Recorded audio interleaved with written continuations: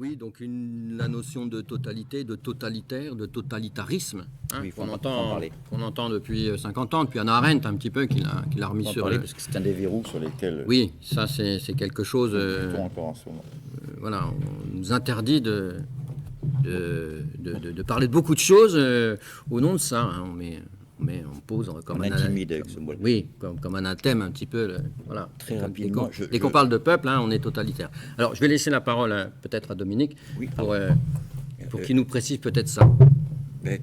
Comme tu as très bien dit, la question est vaste et je ne compte pas la clore ce soir, vous imaginez bien, mais c'est pas mon métier de clore les questions, c'est plutôt merci.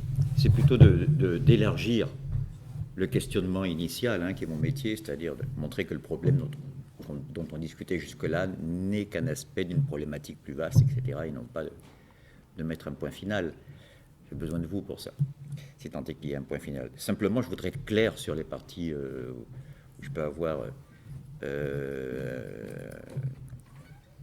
j'ai un peu plus de spécialité qu'ailleurs, je vais dire en philosophie, il faut être un petit peu rigoureux. Là, je vous demande pardon, je vais être abstrait une minute, mais c'est très, très simple, beaucoup plus simple que beaucoup d'exercices que nos enfants font à l'école primaire et qui exercent leur intelligence. Je voudrais...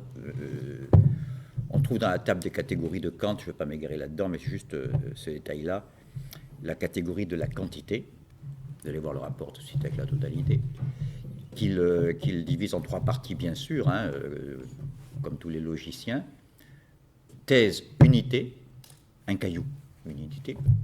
Antithèse, pluralité, plusieurs cailloux, un tas de cailloux.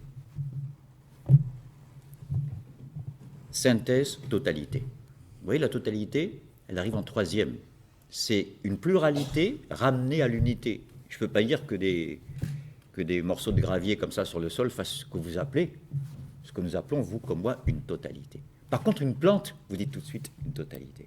Une plante, un animal, une œuvre d'art, dont on ne peut pas distraire une seule partie, vous imaginez, si dans un tableau de Vermeer extrêmement équilibré au niveau de la lumière, vous prenez la jeune fille à la perle, hein, que tout le monde connaît bien, là, qui est belle à craquer, je parle de l'œuvre, pas seulement de la fille. Si on enlève le petit glacis, là, une petite touche de... Je ne suis pas peintre, j'aimerais bien. Ce glacis qui a sur la lèvre inférieure, le tableau perd tout son charme. Dans une totalité, on ne peut pas enlever une partie. La totalité est immédiatement altérée. C'est ça qui fait que c'est une totalité, pas seulement une pluralité. Il y a un tas de cailloux, vous enlevez un caillou, ça reste un tas de cailloux. Alors que si vous m'enlevez le cervelet, il ne reste plus rien de moi. Donc, première précision, voilà, c'est terminé pour l'abstraction, mais c'était utile pour voir clair. La totalité est déjà une synthèse de l'autre, la pluralité, où chacun est extérieur aux autres, et vice-versa, et de l'unité, qui est toujours... qui donne de l'ordre, mais qui est un peu vide s'il n'y a que l'unité, n'est-ce pas? Donc, première réponse, pour situer un petit peu les choses. Or, cet admirable concept, comme Bertrand nous le rappelait il y a juste un instant, est devenu extrêmement dissuasif par son épithète de totalitaire. Il faut enfermer chaque culture en elle-même. Il y a la culture corse, il y a la culture bantoue, il y a la culture chiite, la culture sunnite. Vous avez vu que ça fait quelques dégâts quand même. Hein, la culture Hutu, la culture Tutsi.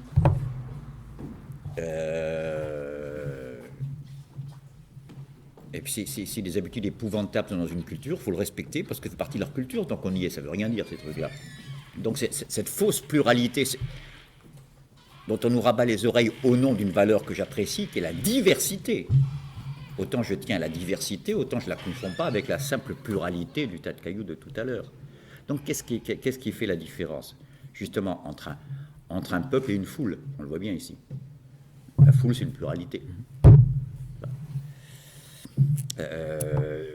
Je rappelle tout de même que la mise au point de ce que je qualifie un peu brutalement d'abjecte opération de basse Belogne, c'est quand on a mis au point dans le discours politique la notion de totalitaire pour décourager tout ce qui pouvait s'opposer de près ou de loin au statu quo que nous subissons depuis plusieurs générations, qui est le capitalisme ou l'économie de marché. Je ne dis pas le libéralisme, parce que le libéralisme, c'est le cache-sexe par lequel le capitalisme aimerait bien qu'on l'appelle. Je ne suis pas un capitaliste, je suis un libéral, vous entendez ça. Bien, voilà. Ça a d'excellents côtés aussi. Hein. Marx a fait le plus bel éloge du capitalisme qu'on ait jamais fait dans le début du manifeste du Parti communiste par rapport aux anciens systèmes, hein, quand il rend hommage à la bourgeoisie d'avoir liquidé des valeurs dans lesquelles l'humanité se débattait depuis des millénaires. Et c'est de quoi il parle. Donc je ne suis pas en train de diaboliser le capitalisme. Nous le subissons, c'est le régime que nous subissons et qui ensanglante pour l'instant le monde qui nous entoure. Hein, c'est pas... Et donc, je tiens beaucoup à mettre cette chose au point. Je veux dire, le concept de totalitaire tel que nous le connaissons en philosophie, en soi-disant philosophie politique depuis la fin de la guerre, a été élaboré par Hannah Arendt, effectivement, qui a été élève du plus nazi des philosophes. C'est troublant. Je n'ai pas de procès en diabolisation, hein. Je ne dis pas qu'il y a un nazi, les choses changent. Mais c'est troublant, ça devrait nous mettre la puce à l'oreille, n'est-ce pas? Et j'en connais un qui est très content de l'invention de ce concept.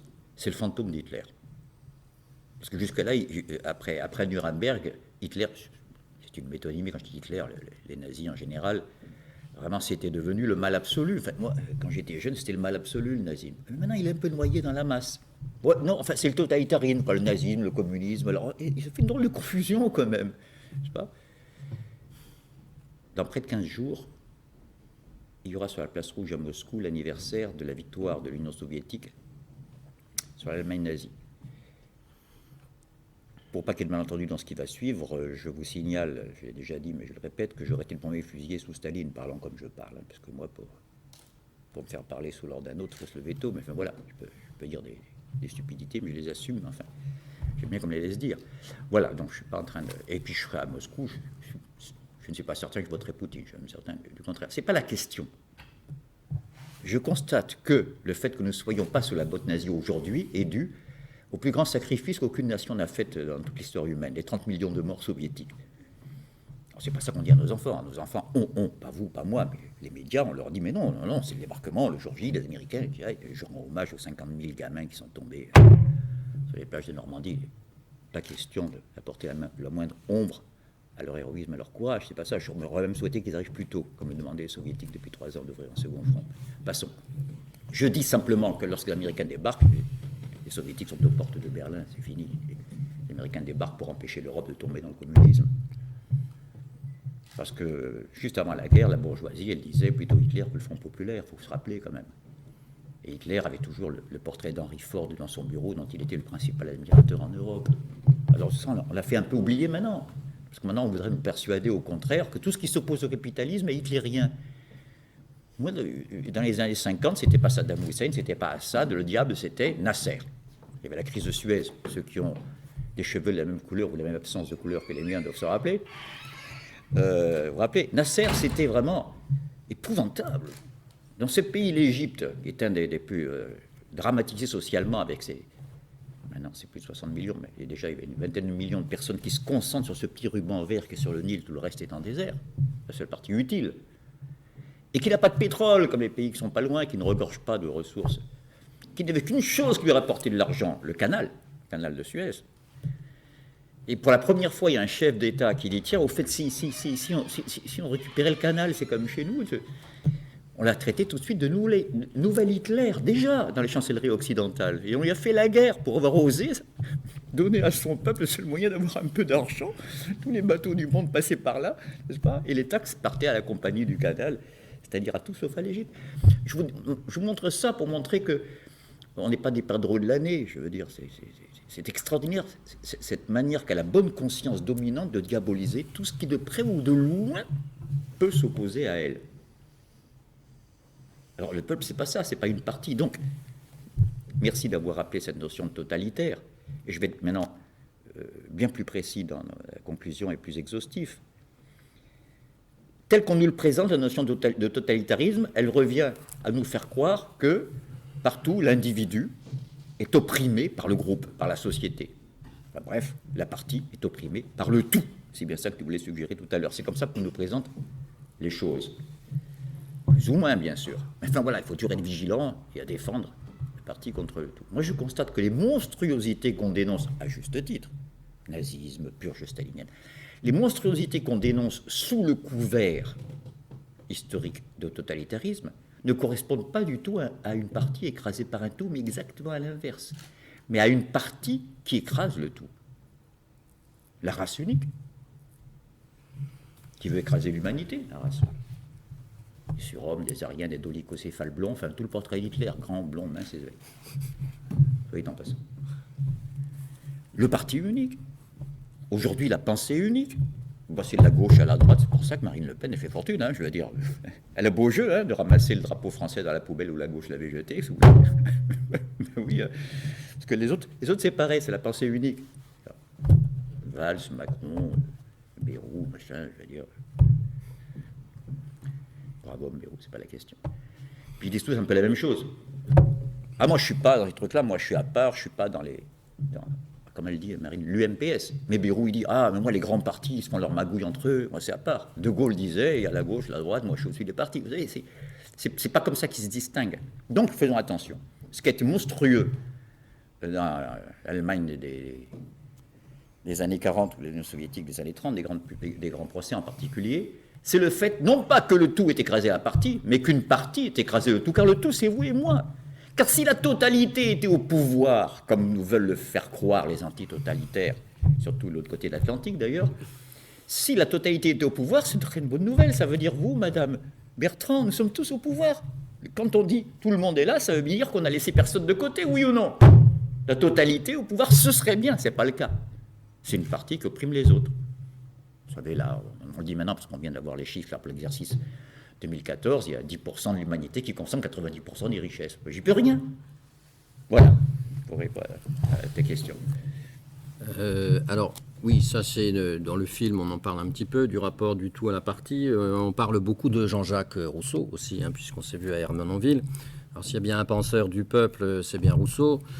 Et notamment, quand on ne connaît pas bien Rousseau, on connaît au moins ce fameux contrat social. On voit à peu près, voilà, contrat social. Alors, là, il faudrait encore que Dominique un petit peu nous éclaire sur cette notion qui semble tout à fait abstraite. Et puis peut-être d'éclaircir un point qui serait par rapport à cette idée de zone politicone. Là encore, vous l'avez vu un petit peu dans le film. Alors les gens qui sont venus à l'atelier de philo la dernière fois, on a parlé de ça, de l'animal politique. Hein. C'est Aristote qui théorise ça.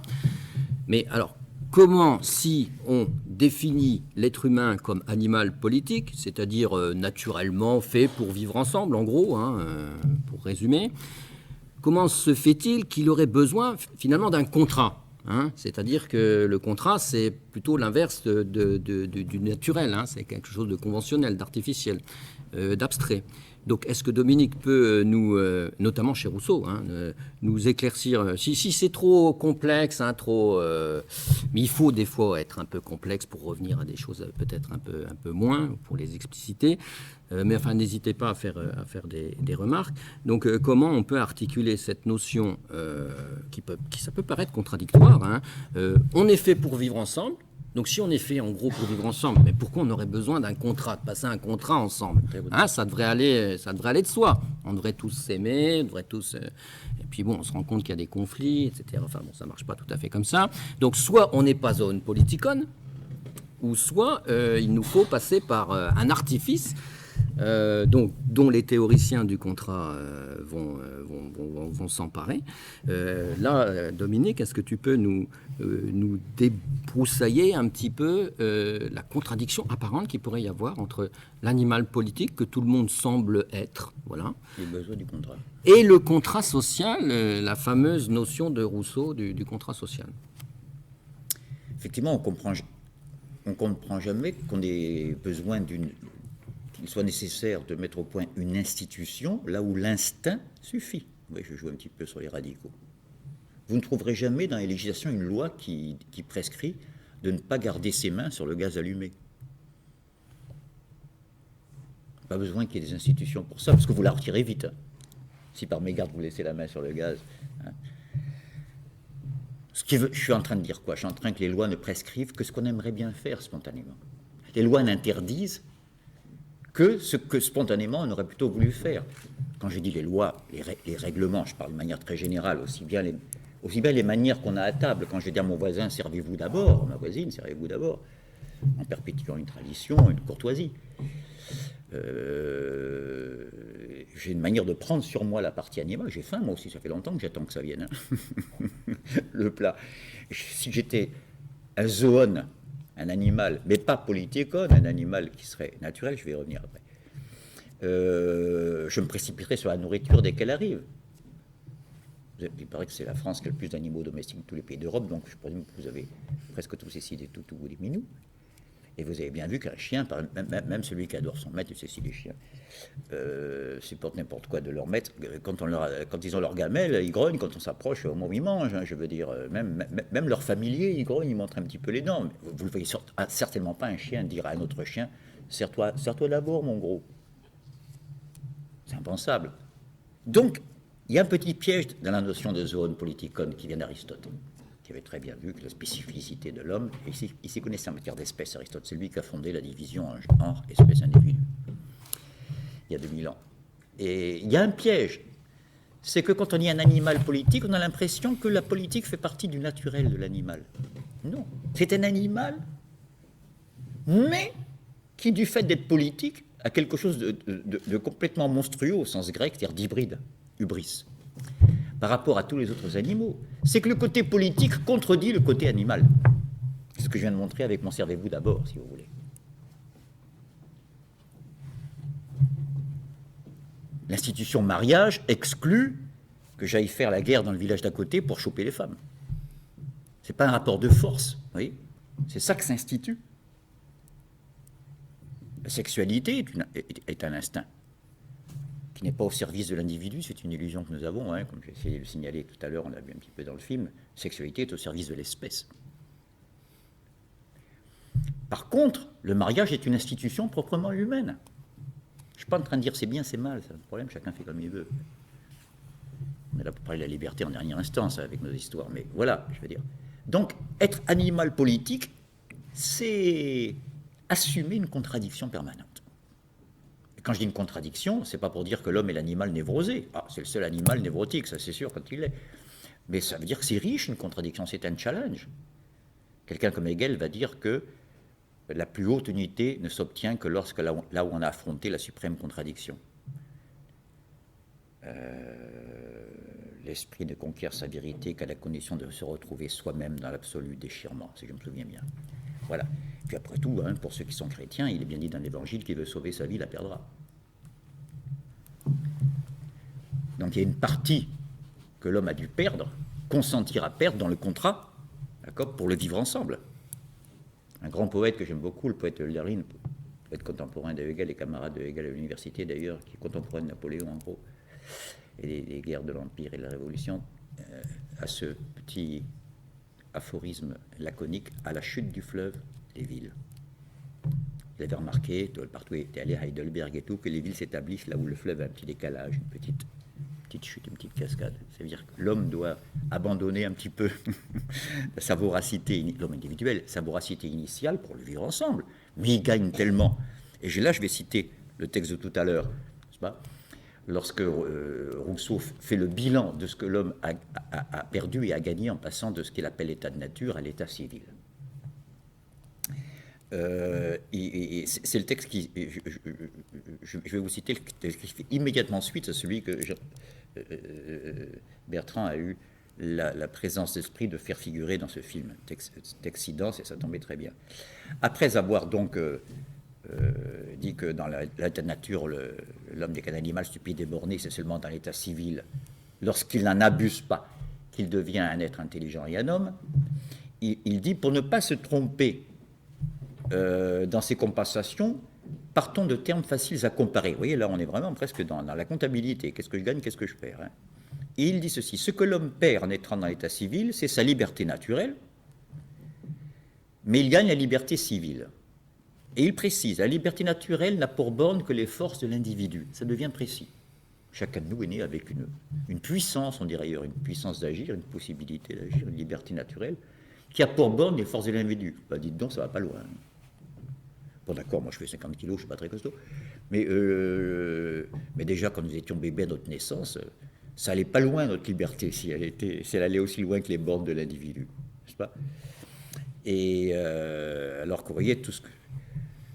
on peut aller maintenant voyager dans les continents ou même dans la Lune et revenir, je veux dire, ou par une petite phrase comme celle de Newton, s'approprier les mouvements de tout l'univers, même dans des galaxies où l'homme n'ira jamais. Les corps s'attirent en fonction directe de leur masse et en fonction inverse du carré de leur distance. Point. Comment ce cerveau du petit animal qu'est l'homme à l'origine, ce roseau, le plus faible de la nature, comme c'est Pascal, comment il a pu faire une phrase où il s'approprie sans y être allé tous les mouvements de la nature avec preuve, observation, expérience et confirmation. Vous voyez, eh ben, je veux dire, c'est ramener tout ça à la naturalité, c'est là qu'on voit que c'est un petit peu précipité. C'est donc bien de voir ce passage où Rousseau compare et il dit la liberté naturelle, on la perd, mais ce n'est pas une grande perte parce qu'on gagne en échange la liberté civile. Jusqu'où peut aller mon fils à travers l'éducation, la mise en relation avec mon fils, ma fille, avec les patrimoines des autres cultures ou des générations qui l'ont précédé, ça va quand même plus loin, n'est-ce pas, que le petit guépard qui reproduit indéfiniment le comportement de ses parents et sur des siècles comme ça sans évolution. Donc, première chose, et surtout, deuxième comparaison, il dit ce que l'homme perd dans l'état de nature, c'est la possession. Et il gagne la propriété. Oui, on n'est pas habitué à faire la distinction. Un lion possède une antilope dans sa gueule, il vient de l'attraper. L'antilope est en sa possession jusqu'à ce qu'un autre mâle la lui arrache. En passant. D'ailleurs, je parlais du guépard à l'instant. Si vous regardez des documentaires, c'est une espèce qui est presque en voie de disparition. Et j'allais dire, il y a presque une logique un peu de la disparition du guépard, parce qu'il fait qu'un petit parent, c'est pas très fécond. Sa fameuse vitesse où il est le champion de 110, 112 à l'heure, plus grande vitesse animal terrestre, il ne fait que quelques secondes, pas se faire d'illusions, ça ne peut pas le faire longtemps. Donc il rate sa proie, disons. Il fait 15 essais avant d'avoir une proie, parce que les petits sont affamés dans la tanière. Et quand il en a enfin attrapé une, il y a un lion qui jusque-là roupillait, j'ai vu tout ça. Un lion qui roupillait, d'ailleurs vous avez vu ça dans le documentaire, qui ouvre un œil, qui voit que le guépard en a attrapé un, il a mieux exploité le travail des autres fauves. L'exploitation du fauve par le fauve. Et d'un coup de patte, tu lui prends le truc et il y a tout à recommencer. Bon, voilà, il y a des trucs qui sont pas très viables. Ça, c'est la possession. Et il gagne la propriété. C'est pas du tout au sens de nos propriétaires d'action, ne vous inquiétez pas. Il dit la propriété qui ne peut être obtenue que par la reconnaissance de l'autre. Parce que là, vous voyez, excusez-moi, j'ai ça à la main. Tout ce que vous pouvez dire, c'est que je l'ai en ma possession. Empiriquement, vous voyez, je l'ai dans ma main. Maintenant, qu'est-ce qui vous dit que c'est ma propriété, que je ne l'ai pas à voler? Ça ne se voit pas dans les propriétés chimiques, dans les couleurs ou dans la forme, si c'est ma possession ou ma propriété. Vous voyez bien que l'empirisme ne va jamais très loin.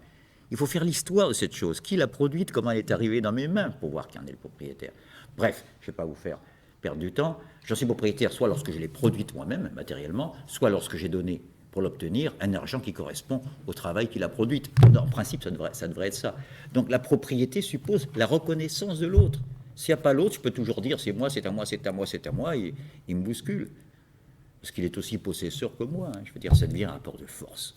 Et là, j'insiste beaucoup.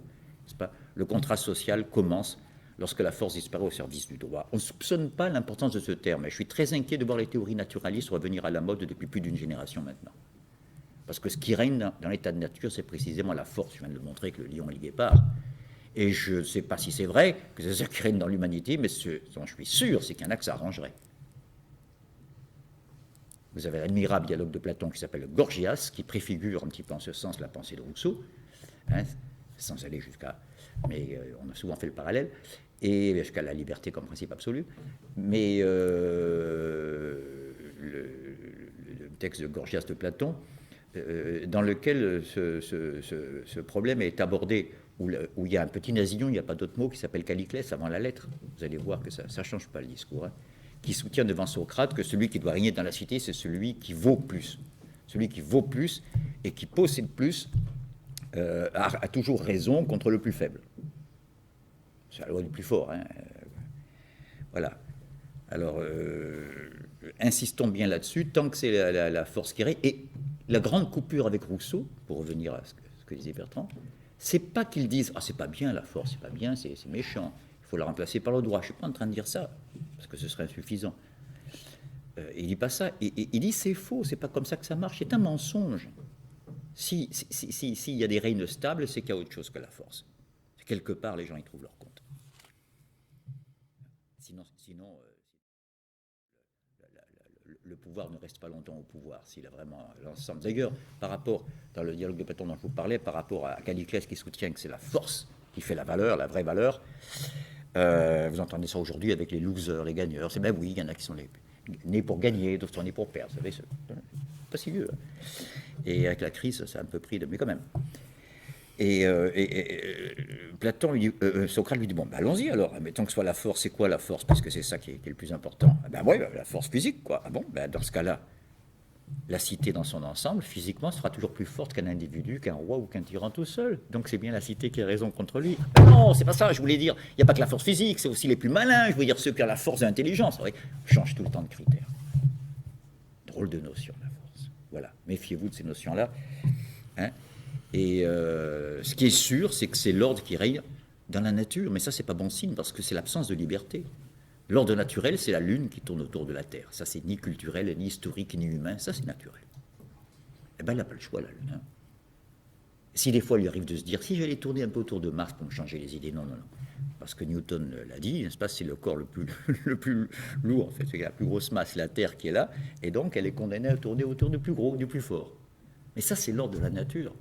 L'homme commence, l'anthropologie, l'ordre anthropologique commence quand cet ordre-là recule, pas disparaît. Recule, quand ce n'est pas ça qui fait la décision. C'est pour ça que c'est très bien d'avoir parlé du code d'Hammurabi tout à l'heure, où il y a des dispositions qui nous sembleraient barbares à ce titre aujourd'hui, hein, il faut trancher la main au voleur, etc.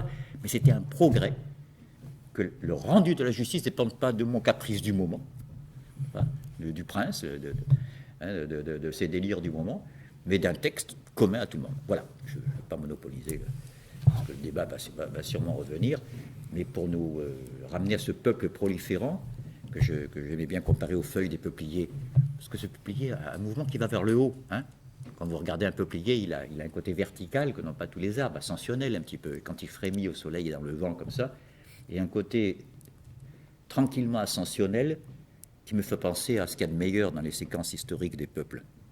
Séquences heureuses, il y en a quelques-unes. Pardon pour cette petite prolongation, Bertrand, mais c'est juste pour rappeler, je parlais de la pesanteur juste avant, de la gravité qui fait que la Lune tourne autour de la Terre. Vous voyez la coïncidence? La chute, c'est ce qui va vers le bas. La liberté, c'est ce qui va vers le haut. Ça ne va pas en sens inverse, l'ordre de la nature et l'ordre... Pardon, ça ne va pas dans le même sens, l'ordre naturel et l'ordre humain. Voilà. Donc, quand on parle de la nature, je pense aussi bien de la nature que j'ai en moi, celle qui fait que j'ai sommeil la nuit, que j'ai du mal à me lever de mon lit et que je dois manger quand j'ai faim. S'il y a des questions ou... Oui, je t'en prie. Tout à l'heure, vous parliez de musique, Oui. Musique populaire, qui vient du peuple, et puis de cette supercherie de la musique qu'on nous impose.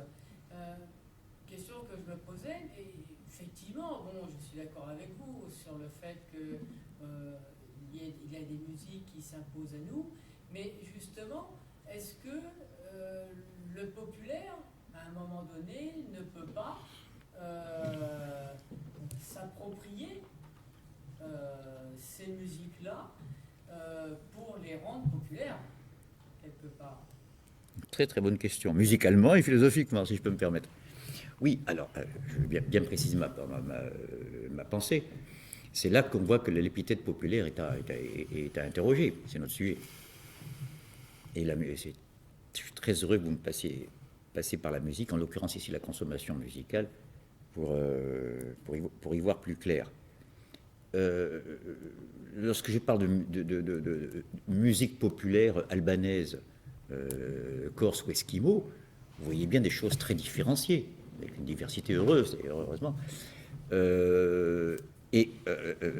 Chacune de ces musiques exprime, pour parler rapidement, l'âme de chacun de ces peuples, comme telle fleur ou telle plante ne pousse que sur un terreau déterminé, les unes sur l'argile, les autres sur le sable, les unes au printemps, les autres en automne, etc., dans un biotope, on dirait aujourd'hui, bien déterminé. C'est en ce sens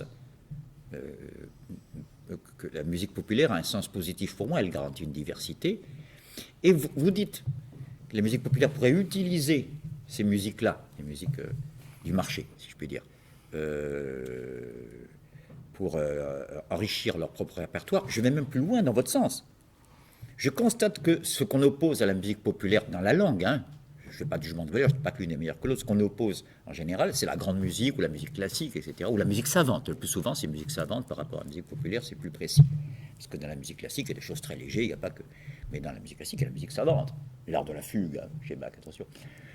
Ou les derniers quatuors de Beethoven. Donc, la musique savante elle-même, quand on la connaît bien, elle est irriguée d'inspiration populaire. Si vous analysez les morceaux les plus savants de Bach, y compris les choses faites pour violon seul, c'est un peu ingrat, c'est le seul à avoir retenu l'attention. Les mélomanes devinent que je parle des partitas pour violon ou pour violoncelle seul. Hein. Il faut le génie de Bach pour remplir tout un espace sonore immense avec simplement un instrument tout seul et qu'on utilise rarement à l'état singulier. Donc, eh bien, quand on analyse ces partitions, on y trouve des rythmes de gigue, sarabande, bourrée, gavotte, toutes les danses populaires qui fait que l'auditeur de l'époque reconnaissait immédiatement la mesure, comme aujourd'hui on voit que c'est un rock et non pas un rap ou, au rythme, on va immédiatement en identifier. Ah, oh, je ne comprends pas très bien sa musique, mais c'est une gavotte. Donc il y avait un lien, c'est très bien votre question, ça nous permet de voir ça. Hein. La musique savante restait quand même en phase, c'est le cas de le dire, c'est les ondes sonores, restait en phase avec les musiques populaires. Lien qui s'est cassé aux deux extrêmes, c'est-à-dire avec les musiques savantes d'avant-garde, à partir des musiques contemporaines du XXe. Je les écoute, moi, j'aime bien, parce que j'ai eu la chance d'être un peu initié. J'aime bien Schoenberg, Boulez, tout ça, mais il faut avouer que c'est une musique qui a perdu tout contact avec les peuples. Et à l'autre extrême, il y a cette musique du marché dont je vous parlais, qui est venue pour araser, je ne trouve pas d'autre mot, les musiques populaires, pour faire disparaître leur diversité, et je le répète, pour faire cet événement sans précédent dans l'histoire musicale mondiale qui fait que dans les boîtes de nuit du monde entier, on chante à peu près les mêmes refrains, qui changent un peu tous les 10-15 ans, enfin qui changent de nom ou de machin, mais qui sont à peu près les mêmes métriques. Moi, je constate qu'on est dans la métrique binaire depuis 70 ans dans les musiques de variété, j'y peux rien, c'est pour moi. On a beau changer les noms, salsa, lambada, etc. À chaque fois, il y a eu la musique binaire, plus un petit côté latino pour la danse, pour assoupir un peu le côté un peu raide du binaire. Hein. Aujourd'hui, c'était salsa, ma grand-mère avait déjà la béguine, à l'époque c'était le mambo ou le cha-cha-cha. Je veux dire, vous inquiétez pas, il y a toujours le latino à la rescousse. Ça se répète beaucoup plus qu'on ne croit. Voilà, c'était pour... je ne sais pas si j'ai répondu à votre question, mais il y a bien deux sens de populaire, non pas différents, mais opposés. Un dont on fait croire qu'il est populaire parce qu'il est écouté par un grand nombre, et ça vient de l'industrie du showbiz, alors que la musique de telle ethnie perdue dans la forêt amazonienne est une musique authentiquement populaire, même si l'humanité ne l'écoute pas, après tout. Hein. Et qu'est-ce qu'on fait de la Marseillaise, par exemple? Ah, j'avais fait une Parce émission que là-dessus. ce que veut dire Louis, à mon avis, c'est que bon, la Marseillaise, ça vient d'en haut. Enfin, bon, voilà, c'est la Convention peut-être qui impose ça. Comment ça vient d'en haut? Enfin, ce sont les Marseillais. Oui. De ça, Oui. Ça vient même pas de Paris pour une fois. En plus, on appelle le chant des Marseillais. Oui, mais ce qu'il voulait dire, à mon avis, c'est que quelque chose qui vient d'en haut, le peuple peut s'en emparer et ça peut devenir aussi populaire, quoi. Oui, enfin, bien ça sûr. peut, au travers bien sûr. de sa diffusion. Mais justement, est-ce que populaire, c'est pas aussi ce qui vient du peuple, un peu comme dans la notion de peuple et de l'obéissance à la loi qu'on sait prescrite, hein. C'est-à-dire qu'on se saisit, enfin le peuple se saisit de quelque chose et que c'est l'émanation de ce quelque chose qui est précisément populaire. Je souscris à 150%. Oui, non, mais est-ce que dans c'est ce cas-là, ça c'est ou- plus populaire qu'il faut interroger, c'est en haut ou en bas. En haut, en bas peut-être. Que quand je mais- disais la musique qui vient d'en haut du marché tout à l'heure, c'est le haut du pavé au sens Mais ce de qui la vient d'en répartition haut des peut aussi richesses, devenir populaire, Tandis que toi, voilà. tu parles d'en haut du contrat social, du législateur, Ben, c'est- de l'homme du peuple qui était à la fois voilà, législateur. Mais bien sûr. aussi, Mais ça, oui, mais ça, c'est une hauteur morale et juridique. Celle-là, je suis pour, bien sûr. Mais ce n'est pas le cas des musiques de marché. Elles ne viennent pas de cette hauteur-là. Elles viennent de la hauteur du stock d'or de l'oncle Picsou. Oui, donc la Marseillaise, mais pourquoi pas l'Alsacienne? Qu'est-ce qui a fait que ça a été la Marseillaise? C'est aussi parce qu'il y a eu des décisions C'est une politiques histoire très précise. qui ont- Il y a une petite vidéo, si ça vous intéresse là-dessus, si vous regardez à Librairie Tropique, c'est une librairie qui fait pas mal de débats à Paris, c'est là où j'ai eu le bonheur de rencontrer Bertrand physiquement la première fois, et un libraire très soucieux du débat public, dans le 14e. Donc, Fortement recommandé. oui, sur son site, Librairie Tropique 14e, vous regardez vous ajoutez la Marseillaise, ça suffit. Il y a eu une émission consacrée à l'origine même de la création à Strasbourg de la partition et des paroles. Et c'est très très intéressant. Quand on voit par exemple que la strophe sur 1500 impurs à preuve nos sillons, vous savez, dont les ennemis de la République, dans tous les sens, à l'intérieur, partisans de l'Ancien Régime, ceux qui n'ont rien appris ni rien oublié, comme dit un historien, mais aussi, aujourd'hui même, dans certains modèles anglo-saxons qui pensent que c'est le modèle français qui est à l'origine de tous les maux dont souffre la planète. Vous savez que nous souffrons à cause de la crise à cause du modèle français. Je croyais que c'était venu des subprimes en Californie, mais enfin bref. Donc, bref, pour illustrer ce que pensent les adversaires du modèle républicain français, il y a cet horrible passage, 1500 impurs, comment un peuple dans son hymne peut souhaiter, n'est-ce pas, que le sang de son ennemi impur, vous savez d'où ça vient ce sang impur? C'est exactement l'inverse de ce qu'on lui fait dire. Vous savez que les nobles, autrefois, on disait qu'ils avaient le sang bleu. Eh bien, ça voulait dire, non, nous sacrifions nos vies à la liberté et à la patrie. Ça veut dire que notre sang impur abreuve nos sillons. Vous voyez? Voilà. Voilà le vrai peuple. Oui, Oui, monsieur. heureux de vous retrouver. Merci. Je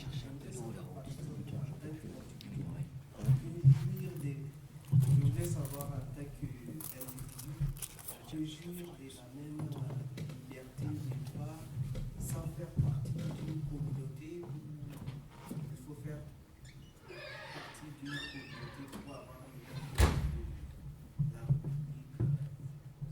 Je souris, excusez-moi de sourire, mais parce que ça me rappelle un oral que j'ai passé pour le bac de philo à un Ivoirien. Je sais que vous êtes de la région, enfin un peu plus loin, hein, mais comme il avait très bien répondu sur le texte sur lequel il avait interrogé, pour essayer le 18, je lui avais posé une question après, hein, hors programme.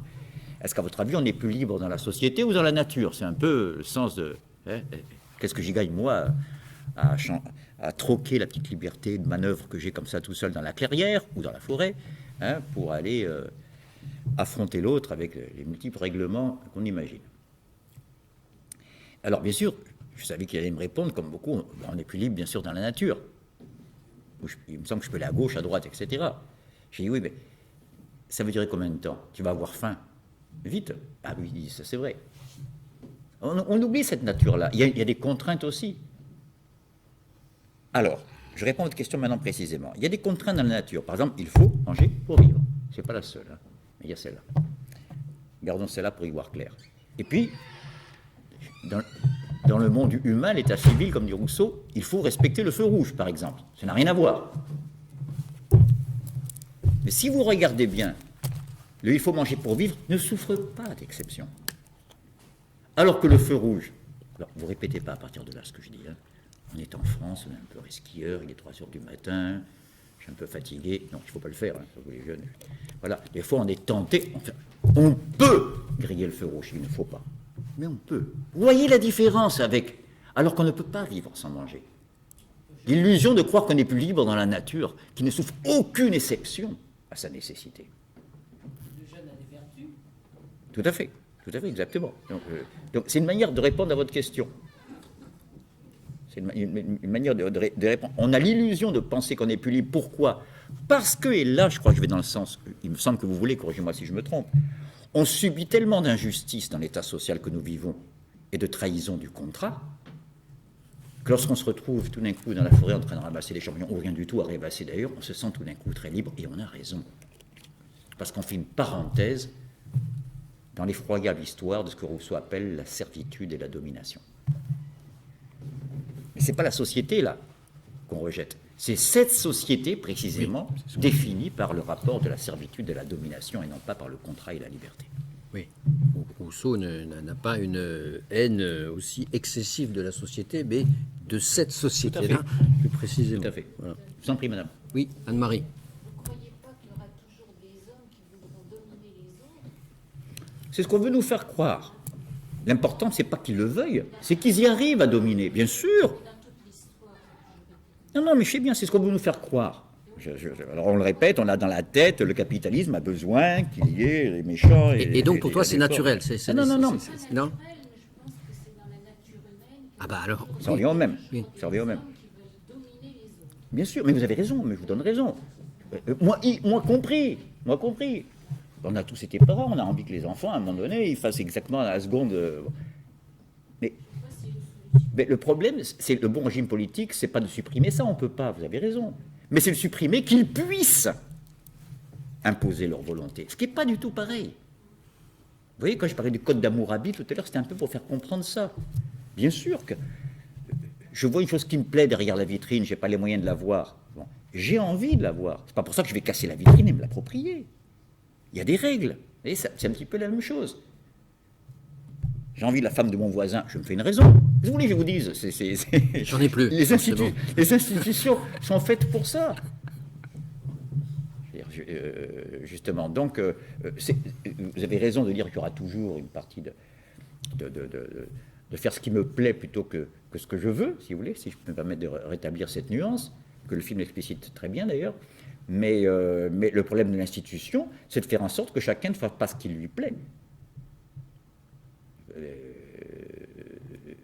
L'exemple le lycéen qui reste au lit et celui qui se lève, j'ai rien contre celui qui reste au lit, j'ai rien contre le plaisir. Alors moi, je ne suis pas un puritain du Middle West évangélique, hein, absolument pas, ou un écologiste, n'est-ce pas, qui, dès qu'il y a du plaisir, il pense qu'il y a un danger. On avait compris. Excusez-moi, je ne peux pas m'empêcher. Non, mais la dernière fois, j'étais en train de justement de promener dans un endroit splendide, en forêt, avec un écolo, je pensais lui faire plaisir. Oui, non, ça ne vaut plus rien maintenant. Il y a des pluies acides qui font que ces forêts sont coulées. Il y avait un avion dans En fait, il n'aime pas aller en forêt.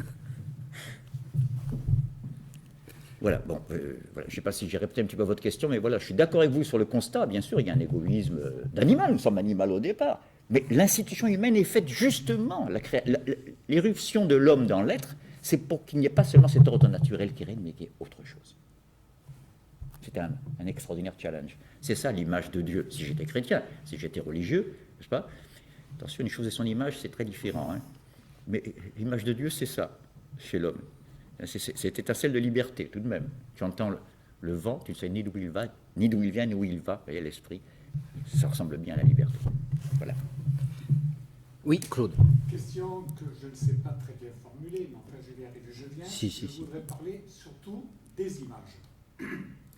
Donc, vous êtes dans la forêt, vous discutez, on vient sur les structures fabriquées par les hommes, des habitations, des usines, et l'on voit des gens. On les voit deux fois. On les voit dans le marché du Vieux-en-Bois, et on les voit devant le grand sapin à la mairie.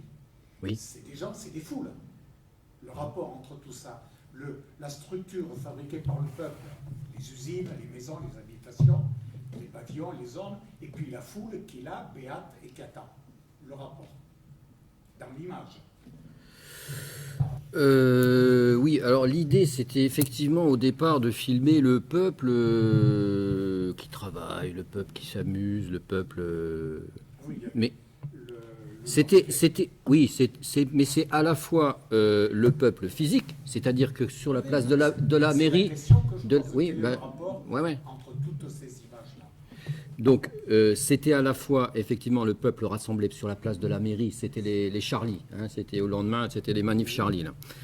Mais c'est aussi le canal, où là, on ne voit pas physiquement de personnes, de canal, et l'usine qui est à côté, effectivement, parce que ça, c'est un produit. Hein, voilà. Ben, le rapport, il est là. C'est pas simplement, je veux dire... moi, il me semble qu'on a un petit peu perdu... on a l'impression que... Mais peut-être qu'on en arrive encore à cette histoire de coupure entre nature, culture, etc. Enfin bon, ça c'est... mais on vit dans un monde d'hommes fabriqués par des êtres humains. Et quand on voit le canal, on n'a peut-être pas tout de suite la première idée de ça. Alors que c'est vrai que le chemin de halage, ce sont des productions humaines. Je veux dire, on vit dans un monde d'hommes, on est entouré de choses, d'objets fabriqués, produits par les êtres humains. Donc, les idées des images, c'était ça, c'était de montrer, et c'est pour ça qu'on termine sur le petit Paris, hein, d'un brave monsieur qui est dans le quartier populaire de Lannou, qui est un petit commerçant et qui passe toute sa vie à fabriquer ce que je t'ai montré, ce truc absolument hallucinant de Petit Paris, pour montrer à quel point on ne se rend pas bien compte de toute la la qualité de tout le travail historique, de tout ce qui a précédé et tout ce qui arrive pour en arriver là. On ne se rend pas compte. On est né dedans et on a l'impression que c'est tombé du ciel et que ça nous est donné comme ça. Mais pas du tout. Il a fallu du sang, des larmes, de la sueur, 2000 ans ou depuis le néolithique. C'est ça l'idée. Hein. Alors le peuple, plus précisément, c'est vrai qu'on aurait aimé, on avait pensé attendre jusqu'au mois de mars parce qu'il y avait les élections. Bon, parce que peuple, c'est une notion politique. Voilà, tout de suite, on fait un rapprochement politique, même politicien. Bon, on aurait aimé aussi filmer la sortie d'usine en vrai, mais bon, ça n'a pas été possible. On a eu des petits soucis même. Mais voilà, bon, l'idée, c'était ça. Hein, c'était de retrouver des espaces où on sentait à la fois qu'il y avait un résultat du devenir historique, hein, et quelque chose de profondément humain, quoi. Hein, mais que ça soit avec des gens rassemblés. Bon, c'est vrai que le marché, je ne sais pas si la foule qui est filmée, si c'est le peuple ou pas, moi je ne sais pas. Moi, il y a toujours de toute façon une notion, il doit y avoir un principe commun. Enfin, je veux dire, c'est pas simplement une addition de personnes à un peuple, je ne pense pas. Il faut qu'il y ait un Sinon, principe. ce serait un tas de cailloux. Voilà, ça serait le tas de cailloux. Donc le principe commun, je ne sais pas réellement si on l'a bien cerné et trouvé, mais je ne sais même pas si à l'heure où je vous parle, dans nos sociétés, on l'a trouvé d'ailleurs. Hein. Moi, il me semble que le peuple, c'est encore une notion qui reste encore à venir. Hein. Si je peux me permettre juste un sûr, petit incise ici, je crois que ce qu'il y a de commun, je l'ai aussi peu trouvé que quiconque, mais s'il y a une piste que je peux proposer pour aller un peu plus loin dans son élucidation, c'est la mutuelle reconnaissance, le concept que je faisais allusion tout à l'heure. Dans toute société humaine, elle est humaine dans la mesure où il y a une mutuelle reconnaissance. Que j'ai affaire à un être humain, à un quelqu'un et non pas à un quelque chose, tout d'un coup. Vous voyez comme la salutation est si importante. La poignée de main. Merci, j'y arrive. Comme en Afrique, la salutation est très très importante, comme dans les sociétés en général d'ailleurs. Traditionnelles, on prend son temps pour saluer, c'est pas... Dans la foule sur le boulevard, on ne peut pas saluer tout le monde à 18h, mais là c'est très important. Quand vous voyez dans un pays du Sahel, sur l'immensité désertique, un Touareg tout seul sur son chameau, loin, etc., et qui vous voit lui de loin, deux présences humaines comme ça, par le néant, alors là vous vous rendez compte ce que veut dire la reconnaissance mutuelle. Et pourquoi la salutation est si importante. Voilà, je veux dire, je crois que la voie vers ce qu'il y a de commun à toute société humaine, et qui fait qu'il y a peuple et non pas seulement agrégat, meute. Vous savez comment on dit meute en allemand? Gang. Wolfgang, qui était le prénom du merveilleux Mozart, veut dire meute de loups. De lâcher des chiens et des Doberman, attention. Oui, un peuple, c'est pas seulement une meute. Donc un peuple ne doit pas non plus être unanimiste, je mets en garde. Vous voyez, j'essaie d'avoir une pensée nuancée. Le peuple, c'est pas la pluralité, je crois qu'on s'est bien compris là-dessus, c'est pas le tas de cailloux, il faut une unité qui le ramène à une totalité, mais une totalité en mouvement, hein. C'est là où il ne faut pas être totalitaire. Une totalité qui évolue, qui n'est pas close. Par contre, il ne faut pas non plus qu'il soit trop uni, parce que cette chose abominable qu'est le lynchage, qu'il soit physique, hélas, ou ne serait-il que médiatique, se fait toujours sur fond d'unanimisme. C'est bon qu'il y ait des accords, des différences entre les gens. C'est pas sans aller jusqu'à la guerre, voilà. Mais je tenais juste à cette incise, la reconnaissance mutuelle. Qu'est-ce qui fait qu'on se reconnaît mutuellement? Déjà comme étant des hommes. Vous savez, c'est pas évident, partout.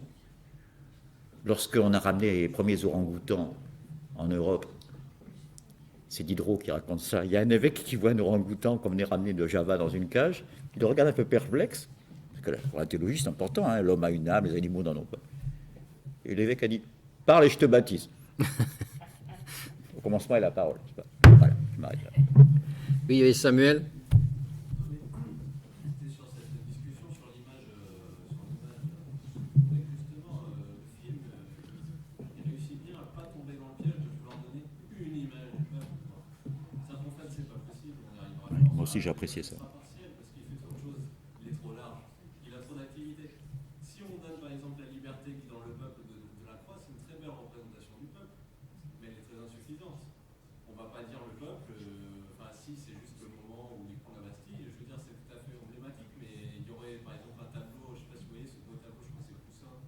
Semeuses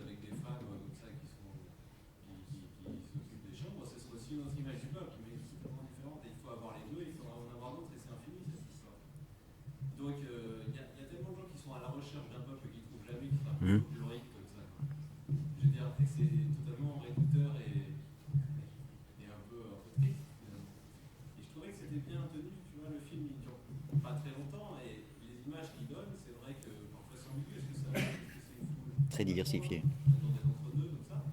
Mais donc, justement, c'est une façon de ne pas tomber dans le piège de vouloir un peu figer les choses, quoi, et finalement les réduire. Donc, voilà, je suis désolé, c'est pas une question, mais. Non, ben, Pour compléter ce qui vient d'être dit, par rapport à ce que, pas qu'il manque, mais que je pensais trouver, il y avait la manifestation au lendemain du 11 janvier. oui.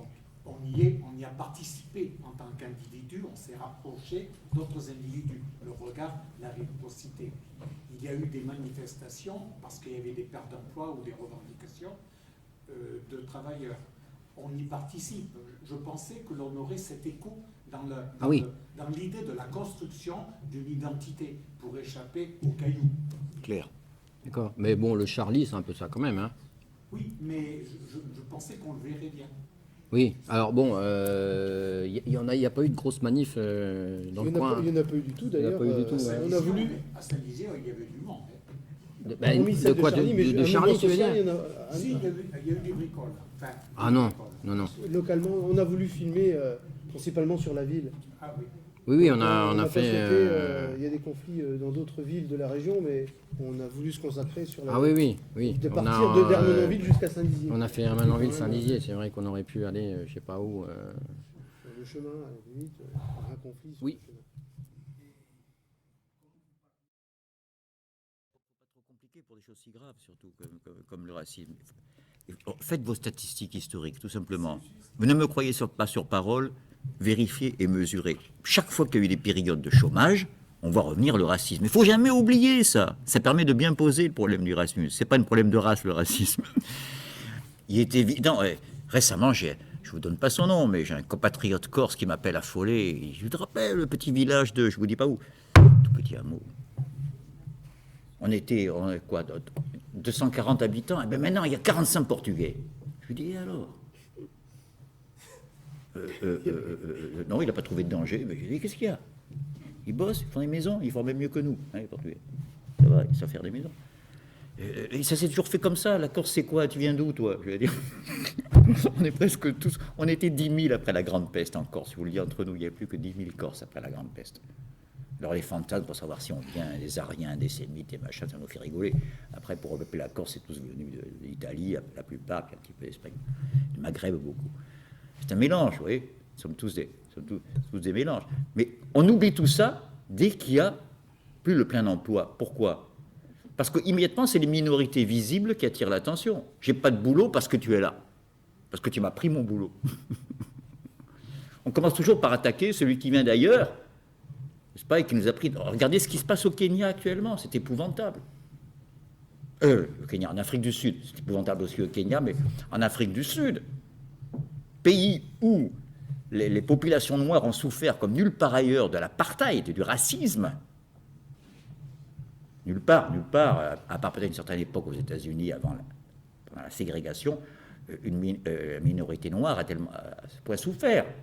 Voilà, on remonter au temps de l'esclavage. Et voilà que maintenant, ce sont ces mêmes Africains qui font la peau d'autres Africains accusés de venir prendre leur boulot. Les pauvres verts qui viennent de Somalie, hein, fuyant les conflits de l'Érythrée, je ne vous fais pas un dessin.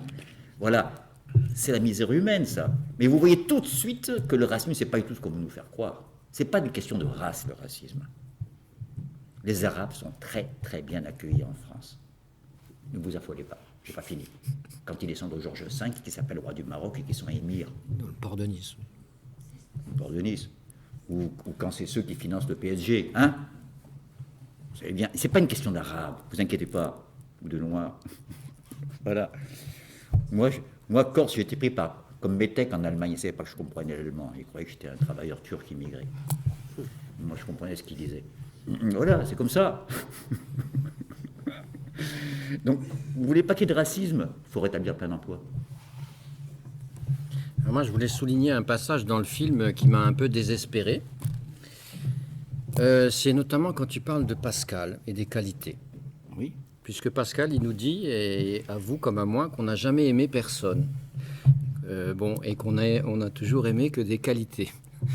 Alors, Donc c'était cette question du moi, de l'autre, et l'interrogation abyssale de Pascal sur le moi, hein, qui est absolument, qui peut vous retourner et vous faire voir le monde d'une autre façon, une fois que vous l'avez bien saisi. Mais bon, si tu as des choses, et je pense que tu es encore, je sais que tu es un grand pascalien aussi, hein, Lecteur de Pascal. Lecteur de Pascal. Tu aimes beaucoup Pascal. Donc Pascal dit que effectivement, quand on dit je t'aime à quelqu'un, on dit pas je t'aime à quelqu'un. On dit j'aime ta beauté, j'aime ton intelligence, j'aime ta vivacité. Oui. Et Pascal dit le moi n'existe pas. Voilà, vous pouvez pas aimer le moi de quelqu'un. Voilà. Vous n'aimez que des qualités. Voilà. Tu te rappelles son argumentaire parce qu'il est assez convaincant au départ. Et on aime la personne. Alors on interroge, on va dire que ce que vous aimez, j'aime bien sa petite frimousse. Et il répond oui, mais la petite vérole qui va abîmer la frimousse, ça va être sans changer que c'est la même personne, fait qu'on ne l'aime plus. Alors on disait qu'on aimait la personne, alors qu'on l'aime déjà plus quand elle a changé de look. Bon. C'est ça qui fait dire qu'on aime des qualités, etc. Mais c'est pas si désespérant que ça. C'est même un très bon départ pour un titre célèbre pour l'éducation sentimentale. Parce qu'on est peut-être un petit peu injuste quand on est amoureux. Il y a des âges de la vie, comme on dit. Mais de mettre sur les épaules de la personne en face, n'est-ce pas, la solution de tous les problèmes qu'on subit dans la vie, n'est-ce pas? C'est peut-être pas, c'est pas à ce moment où on aime les qualités qu'on est équitable avec la personne qui est là. Voilà ce que je veux dire, quoi. C'est pas au moment où on est amoureux qu'on est le plus attentif à la spécificité de la personne qui est là. Je crois pas. J'ai rien contre l'amour. Hein. Je remarque que tu es très jeune, que ça te désespère. Très jeune, très jeune. Voilà. Mais c'est un problème passionnant. Je ne peux pas le développer ici, mais c'est passionnant. Ça veut dire, parce que, tenez, une autre référence, moi je suis plutôt dans le sillage marxiste, et je cite quoi, un chrétien janséniste comme Pascal, et là je vais citer la droite antigaulliste en plus. Hein, c'est la plus redoutable, mais il faut dire que c'est un individu merveilleux, c'est Saint-Exupéry, n'est-ce pas? Et qui dit quelque part, l'homme est un nœud de relation. Ça, c'est joli, l'histoire du nœud. Parce qu'un nœud, quand vous défaites le nœud, il ne reste plus de ficelle. Quand le nœud est vraiment défait, il n'y a pas quelque chose qui était là au centre. C'est ça que dit Pascal. Il n'y a pas cette identité-là qui nous obsède maintenant, l'identité française, l'identité masculine, qu'est-ce que c'est qu'une femme, qu'est-ce que c'est qu'un homme, qu'est-ce que c'est qu'un Hutu, qu'est-ce que c'est qu'un Tutsi, le jeune, le vieux, il y en a marre, ces trucs-là, je veux dire. Hein, on fait croire que c'est les cadras qui prennent les emplois des jeunes, que c'est... Bref, que nous sommes dominés par les hommes. Moi, j'aurais dominé par Madame Bettencourt, Madame, comment s'appelle celle qui dirige le FMI, Lagarde, et par Madame Condoleezza Rice, qui est du Pentagone, qui bombardait l'Irak sans autorisation, Madame Merkel, dont dans les journaux disent que c'est la femme la plus puissante du monde. Bon. Il faut citer des hommes. Je ne suis pas en train de me révolter contre les femmes, ne vous inquiétez pas, je suis en train de dire que c'est des problèmes stupides, ça, les hommes et les femmes. C'est un Corse qui vous parle, je sais ce que c'est. Hein. Malheureusement, pour les dames de France, et les demoiselles, d'ailleurs, c'est un Corse qui a fait le code civil. Napoléon, ben oui. Et jusqu'à une période récente, on ne pouvait pas franchir les frontières, la maman, avec le bébé, sans l'autorisation paternelle. Ça, on voit la Méditerranée. Hein, je vous l'ai dit. Bon, c'est bien que ces choses-là disparaissent, ne vous inquiétez pas. Mais simplement, c'est intéressant, cette histoire de personne et de qualité. C'est la vieille relation en logique qu'il y a entre la substance et ses attributs. Qu'est-ce qui reste d'une substance quand vous l'avez coupé les attributs? Hein, vous vous rappelez le morceau de cire de Descartes, c'est admirable comme passage. Parce que Descartes, il est honnête, il commence comme vous, comme moi. Il dit, qu'est-ce que c'est que cette bouteille? Lui, il parle d'un morceau de cire, parce qu'à l'époque, il n'y avait pas EDF, il y avait la bougie, puis la cire d'abeille, hein, ça sentait bon dans le bureau. Et il dit, par exemple, qu'est-ce que ce morceau de cire? Il dit, je ne parle pas de la cire en général, car ces notions sont confuses, mais de cette cire en particulier. Et il a défini comme vous, comme moi, spontanément, mal, parce qu'on m'a fait dire spontanément, il commence par définir, par l'observer. Alors, c'est quelque chose qui est blanc, qui est cubique, bref, par toutes ses qualités sensibles. Pour l'œil, c'est le blanc, pour l'oreille, c'est quand on la frappe, elle a un certain son, etc. Et il dit, mais voici que cependant que je parle, on l'approche de la flamme d'une chandelle. Le blanc devient jaune, la douce odeur de miel devient odeur de cramé, il ne parle pas comme ça, les gars, c'est moi qui résume. Et quoi qu'on le frappe, il ne rendra plus aucun son. Et Descartes est grand philosophe lorsqu'il va à la ligne et qui dit « la même cire demeure-t-elle après ce changement ?» Ça vous semble couper les joues en quatre? Non, c'est là que l'homme commence. Et que l'animal humain qui peut poser une question comme ça, il est en train de dire Vous m'avez demandé ce que c'est que la cire. J'ai répondu, c'est un truc blanc, cubique et tout ça. Il n'y a plus de blanc, il n'y a plus de cubique. Vous maintenez que la cire, c'était ça, parce que si c'était ça, il n'y en a plus de cire. Ou alors, il faut dire quelque chose d'invisible qui se maintient, qui était blanc tout à l'heure, qui est jaune maintenant. Bertrand, qui était un jeune petit écolier, qui maintenant est un adulte. Oui, qu'est-ce qui fait que c'est le même? Je te reconnais, Bertrand. C'est intéressant, la question de l'identité. Vous voyez qu'on ne peut jamais la poser en dehors de la différence. L'identité, elle n'est... Alors voilà, j'ouvre les pistes, hein, je ne veux rien clore. Elle est dans le temps. Il faut du temps pour la produire. De l'effort. Et les quelques identités auxquelles nous tenons, nous la devons aussi au travail de nos prédécesseurs, croyez-moi. Hein, et au nôtre propre. Mais voilà, l'identité, ça demande du temps. Et dernière image, rien ne ressemble plus. Je vais dire, tous les fleuves, tous les cours d'eau se ressemblent entre eux à leur source. Vous avez déjà fait des balades, quand on remonte à la source, on voit des petits filets d'eau de tous les côtés qui vous filent entre les pieds, et allez savoir si c'est celui-là ou celui-là qui va donner la Seine ou l'Amazone. C'est quand ils se sont déjà réunis qu'ils commencent à faire un fleuve, c'est pas à l'origine. À l'origine, ils se ressemblent tous, c'est ce qu'on appelle un cône de réception, je crois, en géographie. À l'embouchure aussi, ils se ressemblent tous, sauf par la dimension. Hein. L'embouchure d'une petite rivière qui arrive à la mer, c'est toujours un peu plus marécageux, un peu étal, avec des petits deltas, bon, même s'il fait 800 mètres de large ou 200 km comme l'Amazonie. C'est pas mon sujet. Donc, on peut les comparer, ces fleuves. Là où chaque fleuve est individuel et a son identité, c'est dans le détail de son parcours. Vous ne pouvez pas superposer les méandres de la Seine à ceux du Nil, etc. C'est là que l'identité, c'est une image que je prends. La vraie identité, elle n'est pas à l'origine. Elle est dans tout le mouvement qu'on a fait depuis l'origine, où on n'a pas eu le choix. Moi, je suis né dans le monde colonial, parce que mes parents, comme beaucoup de Corses, c'était une administration coloniale, c'est pas par goût du colonialisme. J'ai pas eu le choix, n'est-ce pas? Et mais c'est la carrière qu'on fait à partir de là, le parcours. C'est ça qui fait l'identité propre. Voilà, c'est une orientation, si vous voulez, vers la vraie unité personnelle.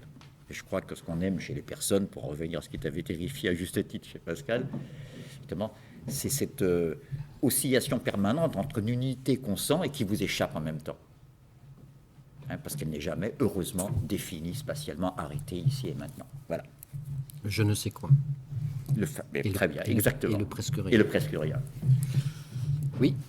Je vous en prie, madame. Moi, je voudrais poser une question qui va peut-être choquer, ça me travaille depuis un bout de temps. J'espère bien, on est là pour ça, sinon on va s'ennuyer. En fait, j'ai écouté un petit peu tout le monde, j'ai assisté aux conférences précédentes, etc.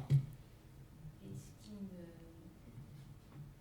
tourmente, enfin pas tourmenté, mais qui me questionne dans la philosophie, telle que je l'entends ici, les discours philosophiques et les recherches, les questionnements, etc. En fait, ma question, elle est basique, elle est simple, elle peut paraître terre à terre. Mais, en fait, ça mène à quoi? Ça sert à quoi dans notre condition d'humain, surtout à l'heure actuelle, dans le monde présent, qui est très complexe, etc. C'est bien de pouvoir penser, c'est bien de pouvoir réfléchir, etc., etc. Mais, en fait, là, moi, c'est juste par rapport à cette notion de peuple. J'ai entendu ce qu'a dit monsieur. Samuel. On ne peut pas vraiment le définir, c'est tout et c'est rien, et c'est des petites parcelles à droite à gauche. Donc, moi je me dis, mais pourquoi tant d'énergie et ça mène à quoi, ça sert à quoi? Voilà, ma question elle est terre à terre. Et pourquoi vous êtes venu alors aussi? Non, justement, parce que je suis très intéressée par les grandes questions. Oui. Mais puisque là, apparemment, c'est pas. Non, mais c'est une question profondément philosophique que vous posez. Exactement, je ne trouve pas du tout choquante, elle est à la base même Dominique de se la la philosophie, pose, tous les philosophes se la posent. Hein. Moi j'ai le mot de Schopenhauer qui dit la philosophie m'a rien apporté, mais elle m'a épargné beaucoup. Voilà. Donc, je vais laisser Dominique répondre. Qu'est-ce que la philosophie? Voilà. Donc, c'est marrant, parce que c'est l'exemple que je prends en général avec les classes de terminale. Souvent, dans les terminales scientifiques, on leur donne ce sujet de devoir, c'est pas moi, mais le sujet de bac classique, le développement des sciences et des techniques de nos jours n'a-t-il pas rendu la philosophie inutile? C'est pas très loin, votre question ne se réduit pas à ça, mais c'est pas très loin, vous voyez. Bon. Alors, bien sûr, la plupart des élèves se précipitent sur ces mots importants qui sont sciences, philosophie, ou là, il faudra que je vérifie, je regarde dans Wikipédia ou je regarde dans mes notes. Sans voir que le mot important, philosophiquement, c'est celui qui n'est pas impressionnant comme ça, qui passe inaperçu parce qu'on y est habitué, on le connaît tous par cœur, c'est le mot utile. Vous me demandez à quoi ça sert la philosophie. Moi, je vous demande À partir de quand vous décidez qu'une chose sert à quelque chose? La musique, à quoi ça sert? Oui, mais pas seulement, la musique, bien sûr, mais pas seulement. Tout. Je veux dire, si on m'avait, à la place de la philosophie, on parle de la pluie pour des passionnés. Et je vous demande, est-ce que vous pensez que la pluie est utile? Vous allez me répondre en personne raisonnable. Écoutez, c'est idiote votre question. Elle est une catastrophe pour le plagiste, pour celui qui a un restaurant sur la plage, et elle est une bénédiction pour l'agriculteur qui sort de 3 semaines ou de mois de sécheresse. Ces mots-là ne veulent rien dire, utile, inutile, immédiatement. Ils ne veulent rien dire par eux-mêmes. Si on ne précise pas, ici je viens de le montrer avec l'exemple de la pluie, le but qu'on poursuit. Alors là, je peux savoir. Vous me dites ce stade est bien fait, j'en sais rien. Vous ne m'avez pas dit s'il est fait pour le foot ou pour le hockey sur glace. Ce n'est pas les mêmes exigences. Ce n'est pas le même cahier des charges. Vous voyez bien. Donc, oui, c'est pas pour faire le petit malin que je vous dis ça, hein, mais je retourne complètement votre question. Pour savoir à quoi une chose doit servir, qu'est-ce qui est utile et qu'est-ce qui n'est pas, il faut philosopher. C'est-à-dire poser la question du but. Ah, et le but, c'est quoi? Ah ben moi, je sais ce que je fais dans la vie. Mon but, c'est d'aller au lycée, et puis je suis en retard. Oui, pourquoi tu vas au lycée? Ben, pour avoir mon bac. Et pourquoi tu vas avoir ton bac? Pour gagner... Ah, on ne sait plus à la fin. Il faut se poser la question de la fin. Voilà, de temps en temps, c'est ça la philosophie. Mais sinon, elle est parfaitement inutile au sens courant, c'est-à-dire elle n'est pas plus utile, je suis bien d'accord avec vous. Il y a même un auteur célèbre dans les années 60 qui avait fait paraître Pourquoi des philosophes, hein. Il s'appelait Jean-Jacques Revel. Un François. Est-ce que c'est pas un luxe quand même de certaines couches sociales qui ont le temps de penser à tout ça parce qu'elles sont bien. Mais c'est vrai, on prend la misère dans certains pays du monde et tout ça. Les gens, je pense qu'ils peuvent pas. Vous avez raison, mais vous avez alors tout à fait raison sur le luxe. C'est pas du tout choquant vos questions, elles sont fondamentales. Non seulement, j'ai passé 34 ans dans les pays parmi les plus pauvres du monde, donc je suis attentif à ce que vous dites. Et j'avais comme camarade de classe. Excusez-moi. C'est terrible quand on habite une belle ville acclimatisée, n'est-ce pas, quand on est blanc expatrié et qu'on voit les camarades qui étaient avec vous dans la classe travailler leur leçon, la même que la vôtre, à la lumière du réverbère dans la rue. Excusez-moi. C'est terrible quand on est chez ses parents, quand on est lycéen, blanc, vous voyez, expatrié, hein, peu importe qu'on soit blanc. Et en l'occurrence, c'était le cas. Et dans sa villa acclimatisée, et qu'on regarde dans la rue, à la nuit tombée, à Cotonou, à Lomé, à Dakar, vos camarades de classe que vous avez vus dans la journée en train de réviser la leçon que vous avez en commun à la lumière du réverbère. Parce qu'il n'y a pas de courant à la maison. Parce qu'il y a pas de... Vous voyez, donc je suis très attentif à ce que vous dites. Mais ça, c'est pas valable pour la philosophie, c'est valable pour tout effort théorique et abstrait. Ça suppose du luxe. Et vous avez tellement raison que Aristote l'a illustré, ce que vous dites. Il a dit, les mathématiques ont commencé à se développer en Égypte parce que là-bas, la caste des prêtres jouissait de loisirs. Premier sociologue, Aristote, vous voyez, hein. Donc je vous donne parfaitement raison. Mais ce n'est pas un luxe indu, il y a aussi une division du travail. Hein. Moi, j'aurais peut-être souhaité, je sais pas moi, subjuguer les foules par mon jeu de piano, mon désir de domination, vous voyez, par le piano. Voilà, il se trouve que je ne devais pas être assez bon pianiste. Et je me suis donc contenté de philosopher. Et quant à Platon, lui, il ne voulait pas faire de la philosophie. Hein. Le philosophe presque emblématique, n'est-ce pas? Il voulait faire de la politique, comme tous les jeunes, les grandes familles athéniennes, jeunes loups, on dirait aujourd'hui, n'est-ce pas? Et c'est ces échecs politiques qui l'ont contraint, comme une damnation, comme il dit lui-même, à se détourner de ses premiers buts et à passer par le détour théorique. Voilà. Mais si, c'est une très bonne question. D'ailleurs, il y a beaucoup de philosophes qui sont des anti-philosophes. Hein. Rousseau ne cesse de critiquer les philosophes, Nietzsche aussi, et Marx quand même. Misère de la philosophie, c'est un titre de Marx. Misère de la philosophie, et jusqu'à présent, les hommes n'ont fait qu'interpréter, enfin les philosophes n'ont fait qu'interpréter le monde. Nous voulons le transformer. Et maintenant, c'est de le transformer. Donc il y a beaucoup de philosophes aussi qui sont quand même inscrits en faux contre une espèce de... Je sais pas, on a toujours des images de méditation permanente ou des choses comme ça, ou de mecs qui... toute la journée... Pardon de rebondir, mais il y a aussi le pouvoir en général a aussi intérêt à véhiculer cette image de l'intello qui est dans les nuages.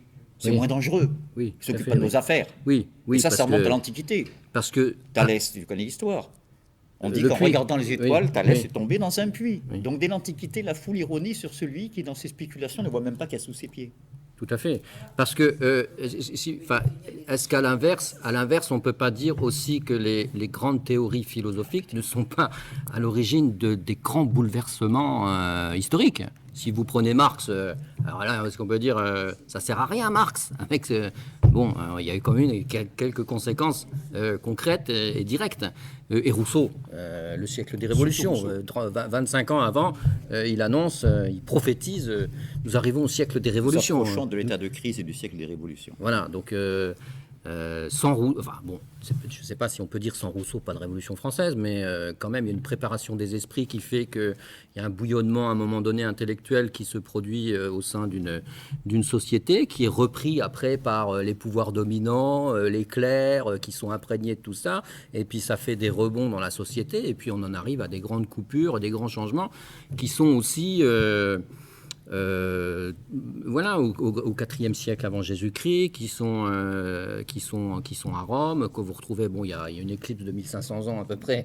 Oui, grosso modo. À peu près une éclipse de 1500 ans où la théologie est très forte. Mais la Renaissance, c'est quoi? Le bouillonnement intellectuel de la Renaissance. Vous avez été à Florence, non? Enfin, il suffit d'aller aux offices à Florence, vous comprenez tout de suite. Il suffit de voir un David ou je sais pas quoi, et vous dites la philosophie, ça sert à quelque chose. Là, c'est obligé, vous êtes saisi par quelque chose. Et puis vous reprenez quoi? Vous reprenez les Lumières derrière, vous reprenez le siècle des révolutions que tu dis que, ce siècle qui n'a pas de nom, mais qui est 19e. Le 19e, le siècle des révolutions. On voit bien que la pensée en elle-même, dans un sens comme dans un autre. Moi, je n'ai jamais pensé que Hitler ne savait pas penser. C'est construit, c'est dans Mein Kampf. Même si on peut bien sûr... Pardon, je fais notre insiste parce que cette actualité, c'est grave. Tu as tellement raison que c'est un des principaux dangers contemporains en France. Je parle à cause de la montée du Front National. Je ne dis pas que c'est lui le principal danger. Le vide idéologique du camp d'en face. Les parents sont convaincus, mais non, mais c'est pas ça. C'est qu'on a trop longtemps tendu à faire croire, surtout dans la génération Mitterrand, comme on l'a appelé d'ailleurs, c'est pas si vieux, que l'homme d'extrême droite, c'était le beauf stupide qui n'a pas d'idée, ce que tu disais. Non, la droite a travaillé, vous savez, travaillé sa revanche depuis Vichy, je vous le dis, elle a bien travaillé. C'est pas des idiots, c'est pas mon beauf. Et à côté d'Hitler, il y avait des grands intellectuels comme Heidegger, quand même, qui disaient que nous avons un devoir d'éros à l'égard du Führer. Oui. Si ça te dit. Oui, tout à fait. Tout à fait. Donc c'est vrai que le bouillonnement intellectuel dont fait partie la philosophie, il y a aussi des conséquences qui sont extrêmement directes. Peut-être qu'on ne les mesure pas, que la raison dans l'histoire, il faut un certain temps pour que ça émerge un petit peu, mais on se rend compte que... mais je rejoins Dominique sur ce côté à quoi ça sert. Moi, ça m'inquiète quand on dit à quoi ça sert, quoi. Moi, je dis toujours, quand on me pose ça, on me la pose aussi. Et la musique, à quoi ça sert? Voilà. Penser, à quoi ça sert? La musique, à quoi ça sert? Danser, l'amour, à quoi ça sert? Voilà. Et vous remarquerez que toutes les choses inutiles, sans les choses inutiles, on s'emmerderait quand même beaucoup, quoi. Non, mais enfin, c'est la question de l'utile. C'est vrai que c'est une question importante en philosophie, la question de l'utile. Madame, j'ai pas entendu ce que vous aviez dit. Pardon.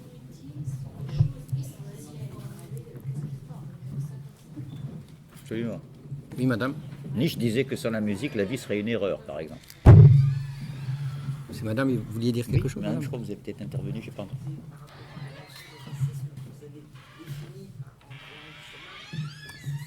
Oui, il n'y a pas que ça, je suis allé un peu vite pour le racisme, c'est pas que le chômage, mais c'est une manière de poser le problème de ne pas se laisser enfermer dans des fantasmes. C'est vraiment un problème. Oui. Bien sûr, bien sûr. Définir une notion bien sûr. par rapport à un problème économique. Il faut y penser, c'est bien sûr. C'est pas inutile. Quoi, la preuve que ce n'est pas une notion de race, je reviens d'ailleurs, vous me faites repenser, c'est que moi-même qui suis corse, je me suis fait, comment je peux dire, chez moi en Corse, traité de non-corse, je suis corse de père et mère, moi, de non-corse parce que j'avais vécu longtemps à l'étranger. Des fois, je reprendrai un peu le boulot en revenant, on ne sait jamais, quoi. Vous voyez, c'est toujours les mêmes histoires, quoi.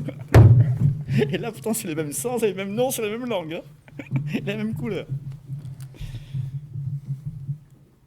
Oui, oui. Pour revenir sur la notion de philosophie, je pense que l'homme ordinaire, pour aménager son quotidien, il a besoin de s'arranger dans les événements qu'il subit. Et une fois qu'il a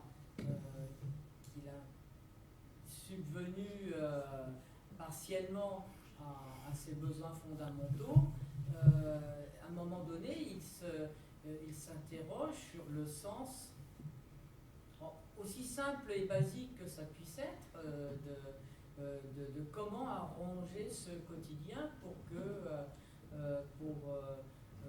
être en phase avec son environnement, pour que le lendemain soit à peu près aussi agréable que le jour précédent. Et ça m'amène à une question, c'est qu'est-ce qui devance l'autre? Est-ce que c'est l'action ou est-ce que c'est la pensée?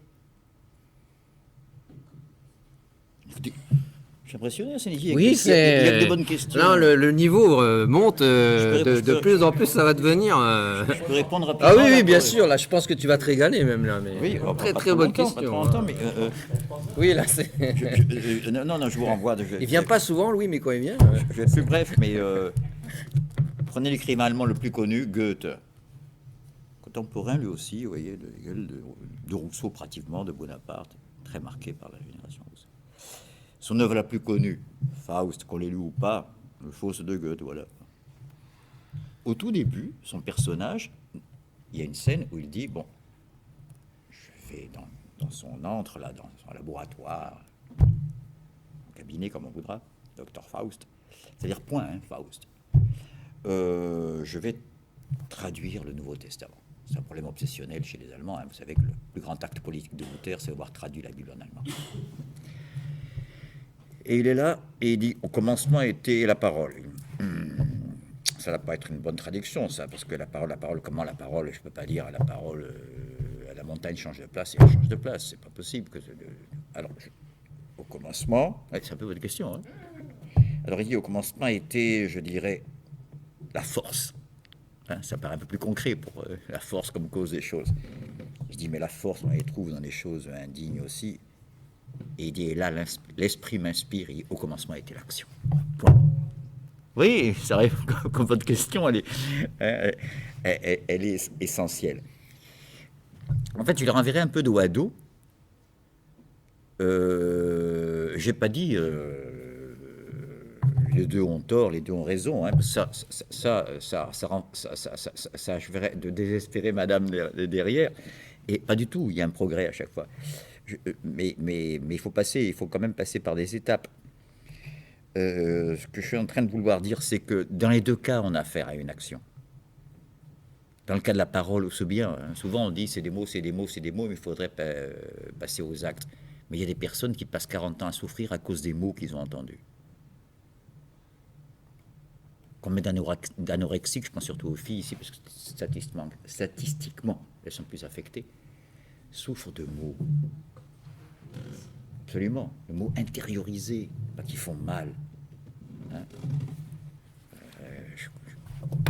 Il y a un type qui traitait tout le temps sa fille de souillon. C'est terrible, parce que sa fille de souillon, quand vous avez une fille qui a 11, 12 ans, 13 ans, qui commence à grandir, qui a des copines. Bon, il y a des mots qui font mal. Et même des fois des mots qui étaient destinés à faire plaisir et qui peuvent égarer dans la vie. Je veux dire, je ne vais pas m'attarder, nous sommes tous des adultes et nous avons des enfants, vous sentez bien de quoi je parle. Donc déjà, la séparation des mots et des actes, c'est pas évident. Mais je pense que l'acte qui a produit le passage de la zoologie à l'anthropologie, c'est ça qui nous intéresse, de l'univers naturel à l'univers humain, culturel, historique, comme vous voudrez, spirituel, ça dépend. On se place, enfin, et si on est bien d'accord qu'il y a une coupure, je ne vais pas répondre à ceux qui n'en ont pas, à une coupure, on retrouve toujours les mêmes choses. Vous vous rappelez le film de Kubrick, Odyssée de l'espace, là? On a l'impression que c'est la fabrication de l'outil, là, tout d'un coup, qui marque le passage à l'anthropologie, on le voit bien. Mais c'est en même temps le passage à la parole, au même moment. Et parce que tout ça vient en même temps. Vous voyez, par exemple, l'outil et le langage, hein, les deux jouent un rôle fondamental dans l'évolution humaine, hein, par rapport aux autres espèces animales. L'outil et le langage ont tous les deux en commun de donner une présence à ce qui est absent. Donc je ne sais pas si on peut les opposer, vous voyez ce que je veux dire, hein. Je vous dis léopard, et vous avez déjà présent dans votre représentation quelque chose qui n'est pas là. extraordinaire langage. Je parle à vous d'une troisième chose qui n'est pas là et que je fais surgir. Vous vous rendez compte? Donner à un singe une photo de banane, passe à autre chose, hein, tout de suite. Hein. Il n'y a que l'homme qui, comme ça, est capturé par l'image, il reconnaît, il identifie une banane. Pardon. C'est l'histoire du miroir aussi. Bien, vous êtes bien renseigné. Voilà, tout à fait. Le stade du miroir, comme on dit. Oui, Hervé? Moi, je me demandais que pourrait-on penser, par exemple, de ces civilisations, on va dire un peu oubliées du modernisme, et qui se retrouvent un petit peu comme dans le film, les dieux sont tombés sur la tête avec un objet qui n'est pas de leur civilisation. Une bouteille de coca, si je me souviens bien. Une bouteille de coca. Et dont ils ne savent pas faire, et qui suscite l'admiration au début, après la jalousie, et qui finit par créer des morts. C'est un film marxiste, non? Non, c'est un film fait par les Blancs d'Afrique du Sud. Non, au contraire, on a rapproché le film de le prendre un peu à la légère par rapport à l'apartheid à l'époque. Un très, très bon film, très drôle. Hein. Assez ironique. Oui. Oui, mais c'est bien un point de vue de blanc dominateur de dire que c'est l'outil qui a amené le désordre dans le monde.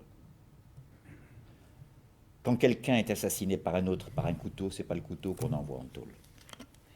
Thoreau disait, C'est important. par l'image d'une personne mal intentionnée, la plus belle des inventions peut devenir une arme dangereuse. Exactement.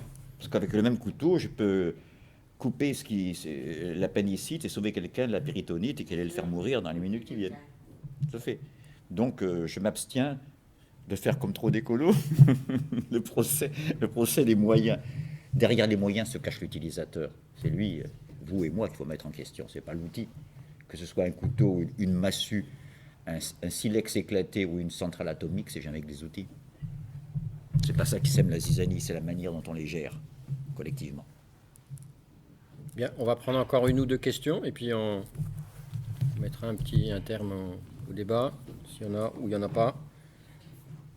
Encore une petite pour la route. Oui. Vous parliez de champignons, je sais que vous aimez ça. Dans la notion de propriété et du terme que vous avez utilisé. Possession. De possession. Sur le privé. Oui, voilà. Possession, propriété. Moi, il y a quelque chose qui m'interpelle tout au long de mon existence, c'est la notion d'usage. Parce que pour moi, l'usage prime sur la propriété. Et comment ça s'articule entre possession, propriété, usage? Le terme d'usage, il s'incruste comment là dans tout ça? Valeur d'usage. Oui, bien sûr. Usage, ça vient de us. C'est pas pour faire de l'étymologie, mais c'est juste un repérage. Us, utis en latin, qui veut dire d'où vient utile d'ailleurs. Une chose qui a un usage, par définition, elle a un utile. On revient toujours à cette notion de but et de fin dont je parlais tout à l'heure, qui est le monde humain par excellence. Hein. Le fait que je puisse transcender l'ici et le maintenant pour me projeter dans un but à la fin. Bon. Et donc, je ne sais pas si j'ai bien compris ce qui fait question dans votre question. Est-ce qu'on ne pourrait pas ramener la propriété à l'usage? C'est ça que vous voulez en gros.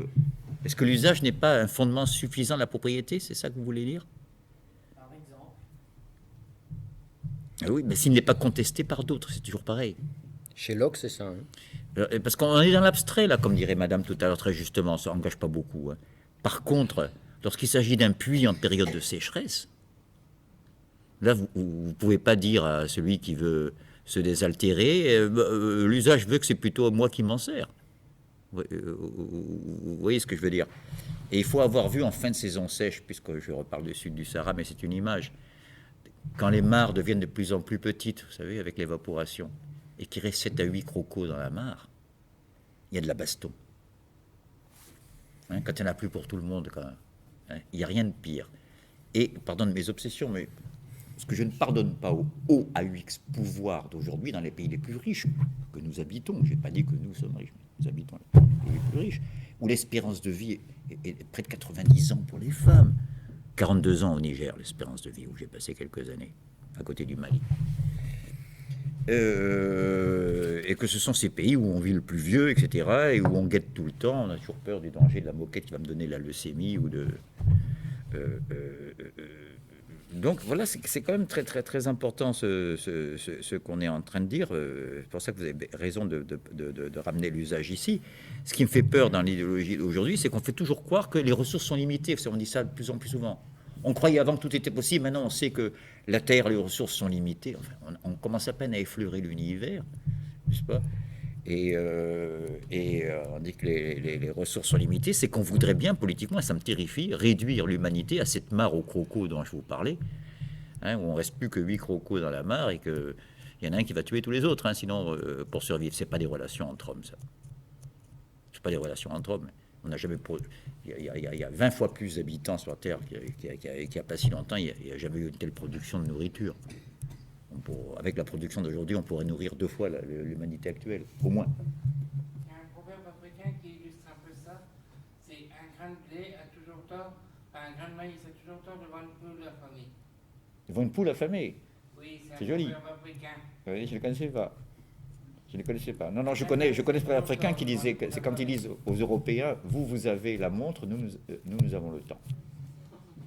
Je trouve ça très beau.